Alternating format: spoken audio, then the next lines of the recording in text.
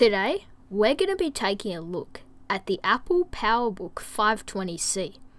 This is the first Apple laptop to feature a color LCD display. So today, we're going to do a brief overview of it and showcase some of its unique capabilities.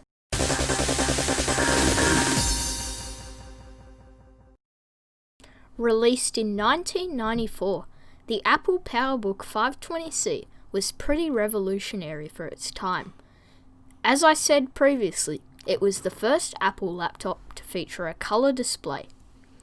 It also boasted some pretty good specs too, featuring a 25 MHz 68K processor, 4 or 12 MB of RAM, a hard drive between the capacity of 160 to 320 MB, and a 9.5-inch dual color scan display. These were some pretty beefy specs for the time and could be compared to something like a 486 laptop, though most 486 laptops were only in black and white. On the back, we get a fair selection of ports, including a SCSI port. This was really cool to see on a laptop at the time, especially integrated. It was a proprietary port, but that's Apple. Turning the laptop over, we see this lovely Apple PowerBook 500 series sticker. What a nice label, completely embossed within the plastic. Also, we get these feet, which you can fold up to give the laptop an elevated angle for easier typing. In case you can't already understand the difference, here's the computer with the feet and then without the feet. The PowerBook 520C also features a proprietary Apple power supply. It does still have a regular computer plug on the other side though.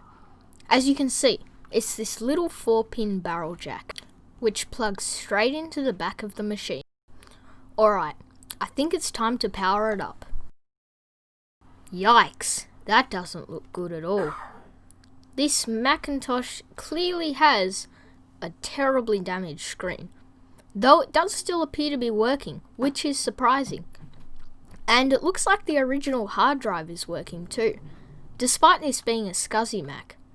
I'm really surprised by this actually, as I was afraid I would have to buy an adapter so I can use my SCSI to SD 5.5 with this Mac. And there we go, we're about to boot into the Mac OS.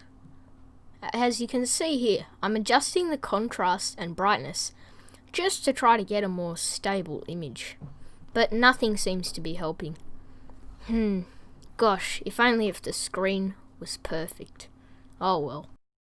In terms of using the mouse, Apple decided to veer from their trackball design used in previous models of laptops and go with a touchpad. This was revolutionary for the time, as most competitive laptops didn't even have a mouse, since they ran DOS. Apple were really ahead of their time on this one, since this is a feature that's still used in modern laptops today. In terms of typing, well, gosh, it's pretty shockingly bad. Clearly the keyboard wasn't their priority with this laptop. It was mostly about boasting its new color LCD display.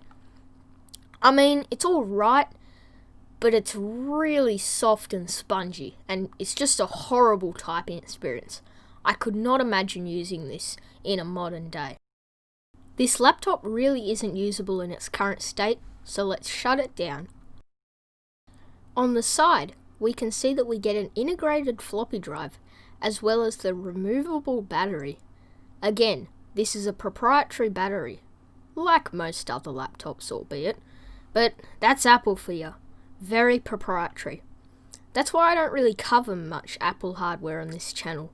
It's really a pain to get it all going, and there's much more to it than just powering on the laptop sometimes. Turning it around to the other side, we can see what looks like an expansion bay, though I could be wrong. I wouldn't imagine you'd be able to use a CD-ROM in this computer, since it's a bit too old. We also get another expansion bay, which I would imagine is for something like a network card. I think the PowerBook 520C is a really interesting laptop that was made in a transitional period where laptops were becoming much more compact and something that was actually feasible rather than just a novelty. This laptop really needs some work. It's not in perfect order by any means, especially that screen. Gosh, that screen. Maybe I'll find a replacement panel for it, but until then, this laptop's just gonna probably not be used much, which is a shame. But if I ever find a replacement panel for it, you'll be sure seeing more videos with this laptop in the future.